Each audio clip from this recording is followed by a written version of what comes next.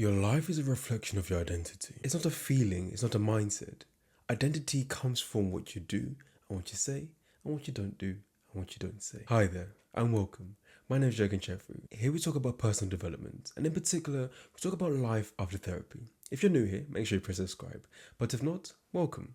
So, let us begin. How many times have you chased the right mood, the right feeling, the right moment, the right time to do something? And has it always worked or resulted in the outcome you're looking for? Because today we're proposing the challenge that feeling better creates change. Now, if that's the case, is the problem really the emotion or the identity behind it? And on top of that, if there was a way to have a system or some anchor points, maybe that could try and help you understand it that bit more. It's very common and easy and accessible to feel ready before taking action, to get yourself in the right mindset, to get yourself hyped up, to get yourself in the mood, in the groove, in the feeling that, okay, now I'm ready to do something, than to much rather do it at all.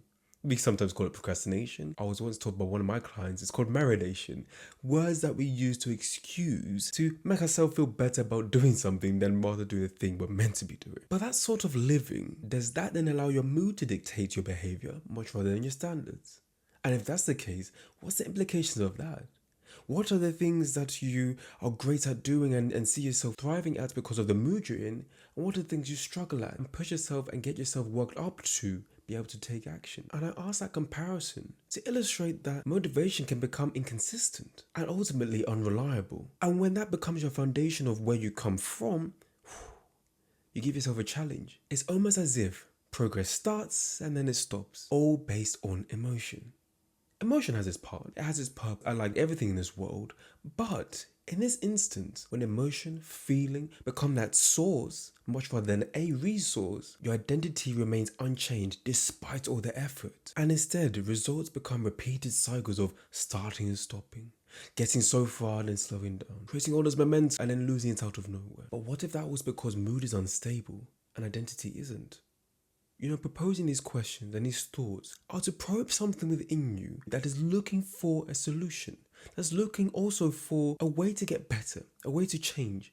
Because a part of you knows that there is something that's in the way, an obstacle, feeling, a thought, a way of being that isn't congruent of who you truly are. Let's look at this further. Let's create some identity anchors. 4 fixed behaviors you can inhabit that are tied to your identity. Okay? So the first anchor, your behavior. As your actions, the things that you do and don't do, are tied to your identity, improving or working on one consistent action, regardless of your mood. Number 2, is the standards you have of yourself. With the standards that are not congruent with who you see yourself as or what you want to become, let's define a clear rule of how you operate, how you do things. Speaking, walking, talking, behaving, working, whatever that one thing is you want to work on first. And within that, define what's acceptable and what's unacceptable behavior. But most importantly, maintain consistency in various situations and environments. And that perfectly leads on to anchor number 3, your environment. Are your surroundings reinforcing identity or not?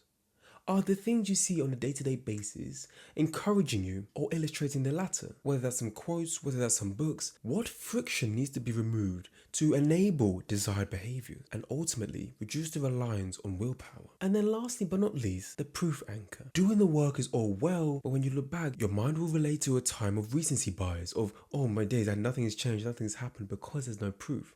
So track it. Log the things you have done and haven't done. And this creates visible evidence of identity in action, which reinforces the beliefs through this receipt. Now, it's all well, it's all beautiful to discuss this, but identity isn't declared, it's demonstrated. It's shown through your actions, your words, and the things you do. So if mood creates fluctuation and identity creates stability, I want you to think about whether you're somebody driven by mood or those anchor points. Do you act when you're motivated, or do you act regardless of your mood? Do you stop when resistance appears and things become difficult, or do you follow defined standards? Do you repeat cycles of inconsistency, or do you track your behavior? And really, do you feel stuck despite your effort, or have you built consistent proof? I ask that for you to identify yourself within that, for you to see whether you relate to either side or in the middle, or something else completely. Because that awareness is a part of those steps you take to support yourself. Because then you can choose one identity you want to step into, define one behavior, one standard, adjust one part of your environment, and take one action daily. And that's where I'm going to leave it today. If you enjoyed today's discussion, make sure you press subscribe.